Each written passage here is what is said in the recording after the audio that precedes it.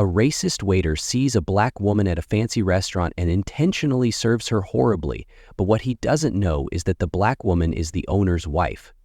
Row. Before starting the story, leave a comment below where you are watching the video from. Remember to like, subscribe to the channel, and press the bell to follow this fascinating story. Lisa Carter, a black woman and the wife of the restaurant owner, arrives alone at Bistro Lumiere, an upscale dining establishment. The polished marble floors echo softly under her heels as she enters, taking in the hum of conversations and the clinking of glasses. The restaurant's dim lighting and soft jazz music create an elegant and inviting atmosphere, but Lisa can't shake a sense of unease. Her husband, David, had asked her to go ahead and start without him as he wrapped up a meeting nearby. Now, seated at a cozy corner table, Lisa wonders if coming alone was the right decision, her apprehensions quietly growing. Lisa Carter sat quietly at her table, observing the lively yet refined atmosphere of Bistro Lumiere. She adjusted her chair slightly, glancing around at the well-dressed diners who were deep in cheerful conversation, their laughter blending seamlessly with the gentle jazz playing overhead. The aroma of gourmet dishes wafted through the air, but Lisa found herself distracted by an undercurrent of discomfort she couldn't quite place. As she was lost in thought, a waiter approached her table. He was tall, blonde, and wore the restaurant's standard black and white uniform. His name tag read Jake, but what struck Lisa immediately was his demeanor. Unlike the friendly and attentive service she and her husband David had always experienced at Bistro Lumiere, Jake's attitude was cold and dismissive. He barely glanced at her, his eyes skimming past hers as though she were an afterthought. "You ready to order?" he asked curtly, his tone flat and mechanical, without even the hint of a welcoming smile. Lisa blinked, momentarily taken aback by his abruptness. The warmth and professionalism that characterized the staff here were completely absent. "Could I just get some water for now?" "I'll need a few minutes to decide," Lisa said politely, attempting to dismiss the uneasy feeling. Jake gave a curt nod and walked away without another word. Lisa watched as he moved smoothly through the restaurant, stopping at other tables to chat warmly with guests, offering smiles and attentive service. Her unease deepened, the disparity in treatment becoming more glaring with each passing moment. Something, she realized, was undeniably wrong. Lisa Carter sat at her table, quietly observing the bustling restaurant as time stretched uncomfortably long. Minutes passed, yet Jake, the waiter who had so curtly greeted her earlier, didn't return with the water she had requested. Her initial unease began to transform into frustration as she noticed a troubling pattern. Jake moved seamlessly between other tables, engaging the diners with warm smiles, friendly banter, and exceptional service. He poured wine, delivered dishes promptly, and ensured everyone else's dining experience was flawless. Everyone, it seemed, except Lisa's. She shifted in her chair, the knot of tension in her chest growing tighter. She had visited Bistro Lumiere countless times with her husband David, and the service had always been impeccable. The contrast tonight was impossible to ignore.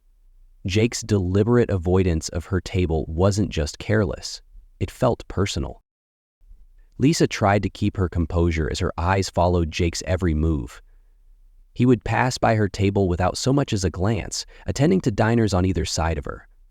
The clinking of glasses and murmur of conversation around her felt distant, drowned out by the growing awareness of the disparity in treatment. Her frustration reached a tipping point. Finally, Lisa decided to take action.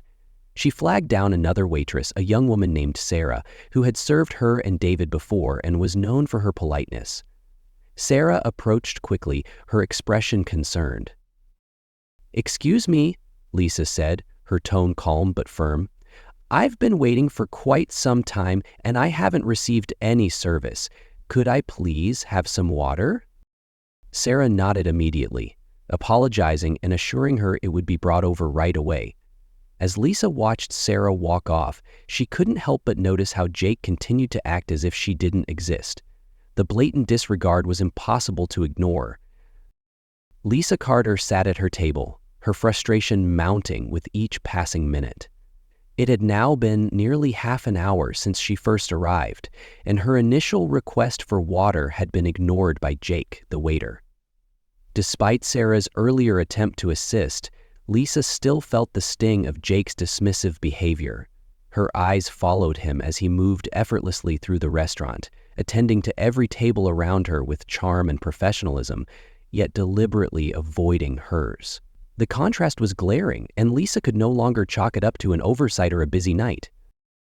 The clinking of glasses and lively hum of conversation in the restaurant continued, but to Lisa, the atmosphere now felt tense and isolating. Her hunger, coupled with the growing sense of being intentionally ignored, made the situation even harder to bear. She tried to brush it off, reminding herself to stay composed, but the blatant disparity in treatment gnawed at her. She wasn't just a customer. She was the wife of the restaurant's owner. Yet here she was, being treated as though she didn't belong. Lisa finally decided she had waited long enough. She took a deep breath and made up her mind to confront Jake directly. The next time he passed her table, she raised her hand firmly to get his attention. This time, there would be no way for him to ignore her. "Excuse me," she said, her voice loud enough to cut through the background noise of the restaurant.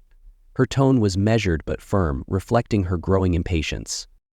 Jake stopped and turned toward her, his expression blank, as though he hadn't deliberately avoided her for the past half hour. He approached her table with a slow, almost reluctant gait. "Yes?" he asked flatly, his tone devoid of the charm he showed other diners. Lisa looked him directly in the eye, her frustration evident, but her voice steady. "I've noticed that you've been able to attend to every other table with ease, yet I've been sitting here for nearly 30 minutes without even having my order taken. Is there a reason for that?" Her direct question hung in the air, drawing the attention of a few nearby diners. Jake shifted uncomfortably, and Lisa waited, determined to get the acknowledgement and the service she deserved. Lisa Carter leaned forward slightly in her chair as Jake finally approached, his demeanor as cold and dismissive as before. She had spent the last half hour observing how he attentively catered to other diners, yet she had been ignored entirely. Her patience had run out, and she wasn't going to let this treatment slide without addressing it directly. "Excuse me," she began, her tone calm but firm. "I've noticed that you've had no issue attending to other tables tonight, but I've been sitting here for over 30 minutes without even having my order taken. Is there a reason for that?" Jake shifted on his feet, avoiding eye contact as he pulled out his notepad. "Look, we're short-staffed tonight," he said dismissively, his tone sharp. "It's been busy, and I'm doing the best I can." Lisa narrowed her eyes, her frustration bubbling over. "Busy?" she repeated. "You seem to have plenty of time for the other tables. I've watched you smile and engage with every diner around me, yet you've barely acknowledged me. How do you explain that?" Jake's posture stiffened, his expression hardening. "I'm not treating you any differently," he replied defensively, his voice lacking conviction. "If you're accusing me of something, I suggest you think carefully about it." Lisa remained composed, but her tone grew sharper. "I'm not accusing you of anything, Jake. I'm simply pointing out the difference in how I've been treated compared to everyone else here. And it's not just busy service. It's deliberate neglect." Jake's jaw tightened, but he offered no further response, his silence confirming her suspicions. Lisa's words lingered heavily in the air, drawing subtle glances from nearby diners. She had made her point, and Jake had no excuse left to hide behind. As Lisa Carter sat at her table, frustration simmering beneath the surface, she caught sight of Sarah, the friendly waitress she had flagged earlier. Determined to get to the bottom of what was happening, Lisa signaled for Sarah to come over again. The young woman approached quickly, her demeanor polite yet visibly uneasy, likely sensing that something was seriously wrong. "Excuse me," Lisa began, trying to keep her voice steady despite her growing agitation. "I've been waiting for over an hour now. I placed my order with Jake quite some time ago, but nothing has been brought to my table. Could you please check on it for me?" Sarah nodded, her face slightly tense, and promised to check with the kitchen immediately. Lisa watched her disappear into the back, her stomach growling as the minutes continued to tick by. Her frustration was no longer just about the poor service. It was about the disrespect that seemed intentional.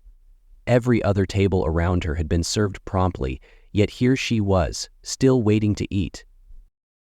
When Sarah returned a few moments later, she looked flustered, clutching her tray nervously. "I'm so sorry, ma'am," she began, her tone apologetic.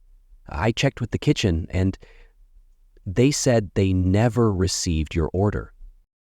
Lisa's eyes widened in disbelief. "What? How was that possible?" "Jake took my order almost an hour ago," she replied, her voice rising slightly, though she still tried to remain composed. Sarah bit her lip, clearly uncomfortable with the situation. "I'm really sorry, ma'am," she said again, "but it seems he never passed it along." Lisa leaned back in her chair, her hands gripping the tablecloth as a wave of anger washed over her. It wasn't just incompetence, this felt deliberate. Jake had made no effort to serve her properly from the start, and now it was confirmed that he had completely disregarded her order. The blatant lack of respect stung deeply. "Thank you, Sarah," Lisa said finally, her tone clipped but polite. "You've been very helpful." Sarah nodded and quickly retreated, clearly uncomfortable with the tension. Lisa glanced across the room, spotting Jake as he continued to serve other diners with a smile, acting as though nothing was amiss. Her frustration boiled over. It wasn't just bad service anymore. It was a deliberate act of exclusion. She resolved that when Jake returned, she would confront him directly, and this time, she wouldn't hold back. Lisa Carter sat with her arms crossed, her patience completely gone, as Jake finally made his way to her table. His expression was unreadable, but his casual stride and lack of urgency only added to her growing anger. When he stopped at her table, he didn't apologize or acknowledge the delay. Instead, he addressed her with the same flat tone as before. "What can I get ya?" Jake asked, as if nothing had happened. Lisa took a deep breath, refusing to let his dismissive attitude rattle her composure. She looked him directly in the eye, her voice steady but firm. "What I want," she began, "is an explanation for why I've been sitting here for over an hour without being served, while every other table around me has received excellent attention." Jake's face tightened slightly, but he shrugged, clearly attempting to deflect responsibility. "We've been busy tonight," he replied, his tone defensive. "Mistakes happen. It wasn't personal." Lisa's jaw clenched as she leaned forward, her voice lowering but carrying a sharper edge. "Busy?" she repeated. "You've managed to find time for every other diner in this restaurant, refilling drinks, chatting, and making sure everyone else is taken care of.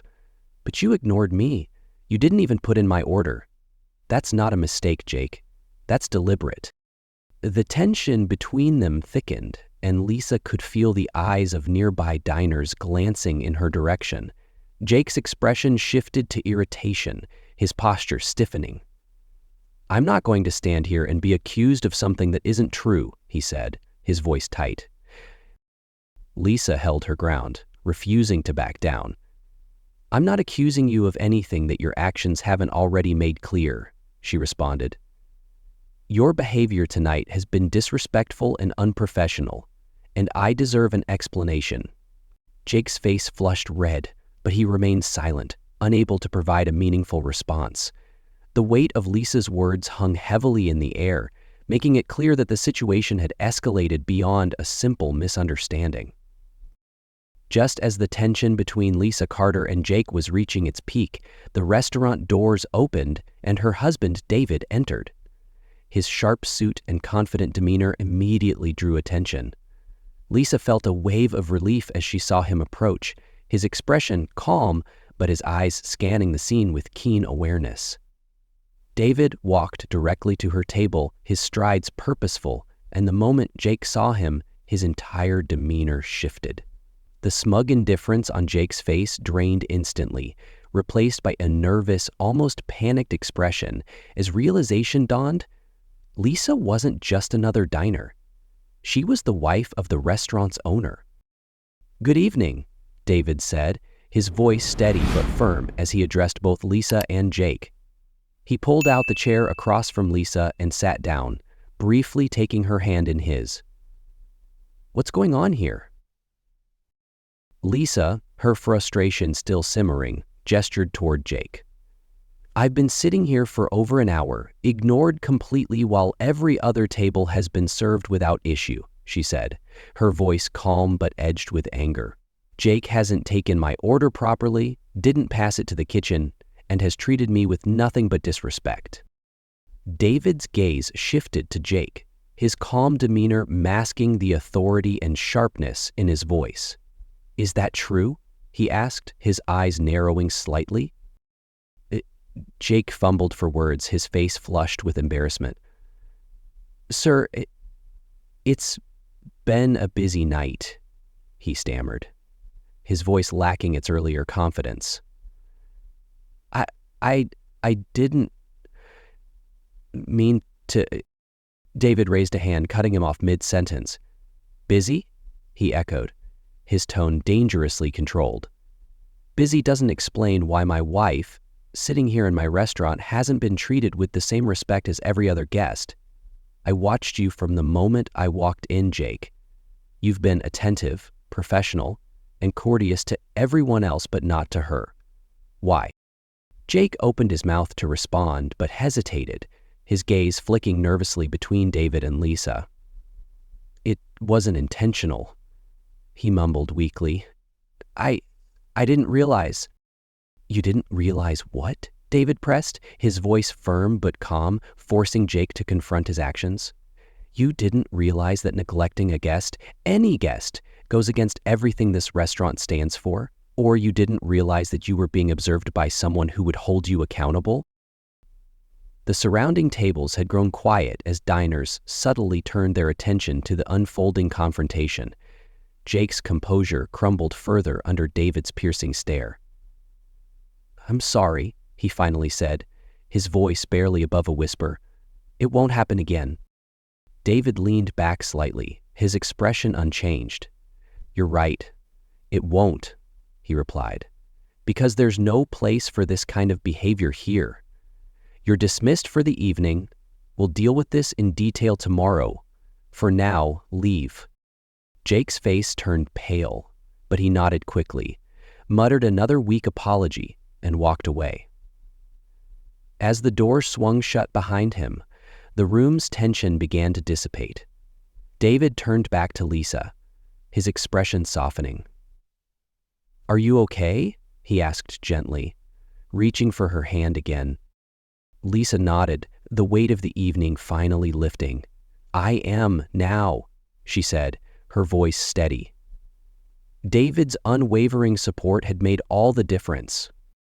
As the confrontation between David and Jake reached its inevitable conclusion, David leaned forward in his chair, his hands resting firmly on the table.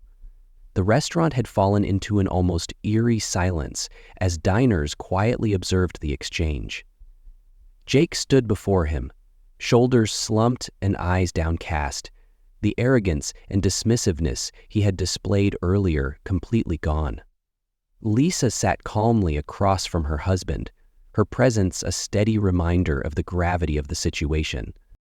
"Jake," David began, his voice steady but carrying the unmistakable weight of authority. "This restaurant operates on one core principle: respect. Respect for the food, the atmosphere, and, most importantly, our guests. Tonight, you failed in every aspect of that principle." Jake shifted uncomfortably, glancing at Lisa briefly before quickly looking away. His nervous fidgeting spoke louder than any words he could have mustered. David continued, his tone measured but firm. "I watched you as I walked in. You managed to provide excellent service to every table in this room except hers. You ignored her requests, neglected her table, and dismissed her entirely. And what makes this worse is that this behavior wasn't accidental. It was deliberate. "Sir, Jake started, but David raised a hand to silence him. "No," David said sharply. "I'm not interested in excuses. This isn't about how busy the night was or any other excuse you're about to give. This is about you making a choice to treat one of our guests with less care and courtesy than everyone else." Jake's face reddened, his posture shrinking further. "I didn't mean to disrespect anyone," he mumbled, his voice barely audible. David tilted his head slightly, his gaze unwavering. "Didn't mean to disrespect anyone? Then explain to me how ignoring a guest for over an hour, failing to take her order, and not passing it to the kitchen isn't disrespectful." Jake opened his mouth, but no words came out. He glanced around the room, clearly searching for an escape, but none was available. The weight of his actions hung heavily in the air. "I'll make this very simple for you," David said, his tone calm but cold.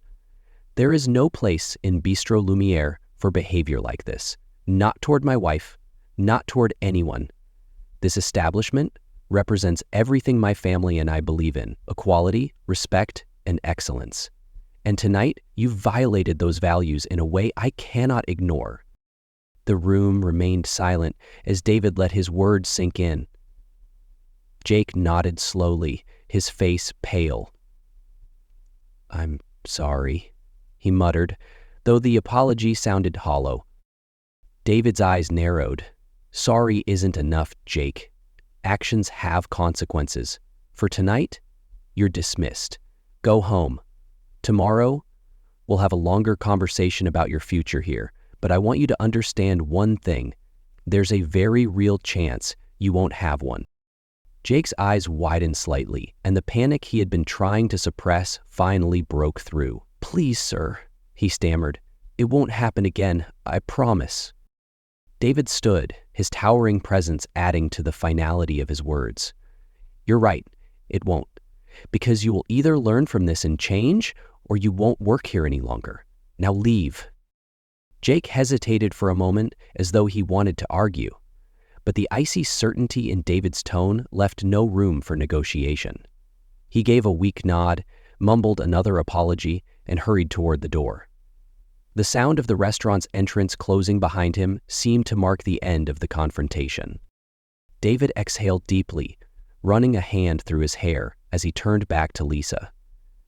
His expression softened immediately, and he reached for her hand. "Are you okay?" he asked gently. Lisa nodded, her frustration easing now that the situation had been addressed. "I'm fine," she said quietly. "Thank you for stepping in. He needed to hear it from you." David gave her hand a reassuring squeeze. "Of course, I wasn't going to let this slide. No one gets to treat you or anyone like that in my restaurant." The surrounding diners, who had been silently watching, slowly turned back to their meals, the tension in the room dissipating. Lisa and David exchanged a small, knowing smile, their shared strength evident in the way they had handled the situation together. Though the night had been challenging, Lisa felt a sense of closure. Jake's actions had been unacceptable, but David's decisive response reminded her why they had built Bistro Lumiere in the first place: to create a space where everyone, regardless of who they were, was treated with dignity and respect. The confrontation was over, but its impact would linger not just for Jake, who left visibly shaken, but for everyone who had witnessed it. It was a reminder that values must be upheld, even when it's uncomfortable or difficult. And for Lisa and David, it was a testament to the strength of their partnership and their commitment to the principles they held dear. The next day, Lisa Carter and her husband David sat in his office at Bistro Lumiere, preparing for the inevitable confrontation with Jake. The atmosphere in the room was tense, but purposeful. David sat behind his desk, his expression calm but firm, while Lisa occupied a chair to his right, her composure steady yet resolute. They had discussed what needed to be said and were determined to ensure that Jake fully understood the gravity of his actions. A knock on the door broke the silence. "Come in," David called, his voice even. The door opened slowly, and Jake entered, his posture slumped and his face pale. Gone was the confident, indifferent waiter from the previous night. Instead, he looked nervous, his eyes darting between David and Lisa as he hesitated near the door. "Have a seat," David instructed, gesturing toward the chair in front of his desk. Jake obeyed, lowering himself into the chair without meeting their eyes. David leaned forward slightly, clasping his hands together on the desk. "We're here to talk about what happened last night," he began. "Before we say anything, I want to give you the opportunity to explain yourself. Is there anything you'd like to say?" Jake swallowed hard, his hands fidgeting in his lap. I just want to say I'm sorry," he said, his voice shaky. "I didn't mean to disrespect anyone. It wasn't personal." Lisa, who had been silent until now, leaned forward, her tone firm but measured. "Jake, this isn't about whether you intended to be disrespectful. It's about the choices you made. You treated me differently than every other diner in the restaurant last night, and it wasn't subtle. It was deliberate. I want to know why." Jake hesitated, his face flushing as he fumbled for words. Finally, he let out a shaky breath and muttered, Because you're black." The admission hung in the air, raw and undeniable. For a moment, the room was silent. Lisa felt a mix of anger and vindication rise within her, as Jake's words confirmed what she had already known. David's voice broke the silence, cold and controlled. "So you thought that because of her race, she didn't deserve the same respect as everyone else in the restaurant? You thought she wouldn't speak up?" Jake nodded slowly, his gaze fixed on the floor. "I wasn't thinking," he mumbled. "I didn't realize it would be such a big deal." Lisa raised an eyebrow, her voice cutting through his weak defense. "A big deal?" she echoed. "Treating someone with basic decency isn't a big deal, Jake. It's the bare minimum. You made a choice to treat me as though I didn't belong, and now you're here trying to minimize it." David leaned back slightly, his expression hard. "You need to understand that this isn't just about one incident. It's about what your actions represent. Bistro Lumiere was built to be a place where everyone feels welcome, regardless of who they are. You violated that principle in the worst way possible." Jake looked up, his face pale and his voice trembling. "I'm sorry. I know I messed up. I'll do whatever it takes to make it right." David's gaze remained steady. "It's too late for that, Jake. Apologies are meaningless without change, and we can't trust you to represent the values of this restaurant. Your employment here is terminated, effective immediately." Jake's head dropped, and he nodded weakly before standing. Without another word, he shuffled out of the office, closing the door behind him. As the silence settled again, Lisa turned to David, her voice soft but resolute. That was the right decision. David nodded, his expression still serious. He needed to hear it, and we needed to take a stand. They both knew this moment wasn't just about Jake. It was a reaffirmation of the values they had built their restaurant on, values they would continue to defend. The final meeting between David, Lisa, and Jake began in the same tense silence that had filled the air the day before. Jake shuffled into the office, his shoulders slumped, his face pale, and his eyes glued to the floor. The arrogance and dismissiveness he had displayed during the initial confrontation were gone, replaced by a defeated and nervous demeanor. Lisa sat quietly to the side, her presence steady and unyielding, while David leaned forward slightly from behind his desk, his expression calm but resolute. "Have a seat, Jake," David said, his tone even but firm. Jake obeyed without a word, lowering himself into the chair in front of the desk, his hands fidgeting in his lap. The weight of the moment was heavy, and it was clear he understood what was coming. David began, his voice steady. I gave you last night to think about your actions and reflect on what you did. Today, I want to make it very clear where we stand. Your behavior last night was not just unprofessional, it was completely unacceptable. You disrespected a guest in our restaurant, ignored their basic needs, and did so deliberately. That guest happened to be my wife, but this isn't just about her. This is about the kind of environment we have built at Bistro Lumiere and the kind of values we uphold. Jake shifted uncomfortably in his seat, opening his mouth as if to respond, but David raised a hand to stop him. I'm not interested in excuses or justifications. You admitted yesterday that you treated Lisa differently because of her race. That level of prejudice has no place in this restaurant or anywhere else. Lisa, who had remained silent until now, spoke, her tone sharp but controlled. You made a choice, Jake. You looked at me and decided I didn't deserve the same respect as everyone else here, and then you acted on that choice. Apologizing now doesn't erase what you did. Jake's head dropped further, his hands gripping the edge of his chair. I'm sorry, he muttered weakly. I know I was wrong. I wasn't thinking. David leaned back slightly in his chair, his expression unchanging. That's exactly the problem, Jake. You weren't thinking about the impact of your actions, the values of this restaurant, or the trust we place in every member of our team. Bistro Lumiere isn't just a business to us. It's a representation of everything we believe in. Respect, equality, and inclusion aren't negotiable here. What you did undermined all of that. Jake looked up briefly, his face pale and drawn. I'll do better, he said, his voice trembling. Please, just give me another chance. David shook his head, his voice firm but calm. This isn't about a second chance, Jake. This is about accountability. We can't risk having someone on our team who doesn't understand the importance of treating every guest and every person with dignity and respect. Your employment here is terminated, effective immediately. The finality of David's words hung in the air, heavy and absolute. Jake's face crumpled as he nodded weakly, the realization of his actions' consequences sinking in.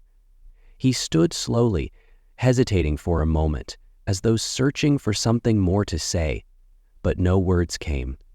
Without another glance at David or Lisa, he turned and walked out of the office, the sound of the door clicking shut behind him echoing in the quiet room. Lisa exhaled softly, the tension that had built over the last 24 hours finally beginning to lift. She turned to David, her voice calm but firm. That was the right decision. David nodded, leaning back in his chair and running a hand through his hair. It wasn't an easy one, but it had to be done. If we let something like this slide, we're no better than he is. Lisa offered a small, understanding smile. You're right.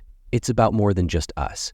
It's about what this restaurant stands for and making sure no one feels the way I did last night. David reached across the desk, taking her hand in his. We'll keep standing for what's right, together, he said, his tone warm but resolute. As they sat in the quiet aftermath, both knew this moment was about more than firing a single employee. It was a reaffirmation of their shared mission to create a space where everyone was treated with dignity and respect. Bistro Lumiere would continue, stronger and more principled because of the stand they had taken.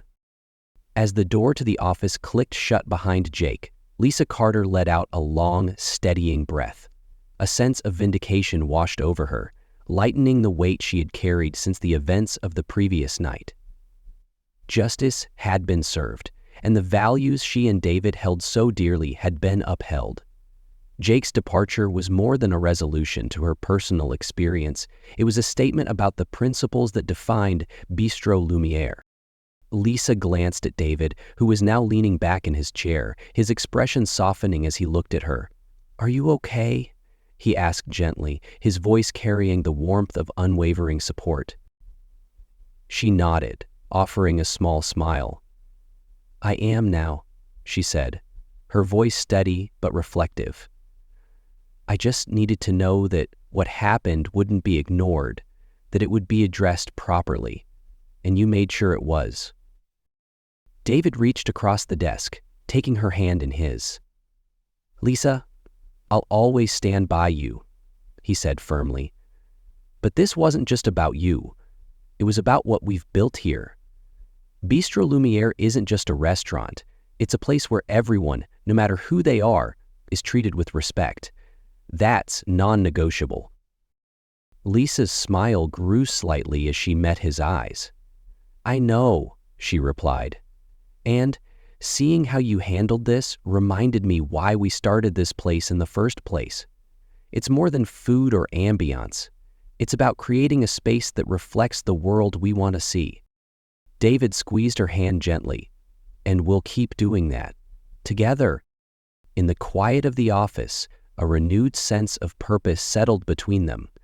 The challenge had been addressed, the lesson reinforced, and Bistro Lumiere's commitment to fairness and dignity had only grown stronger.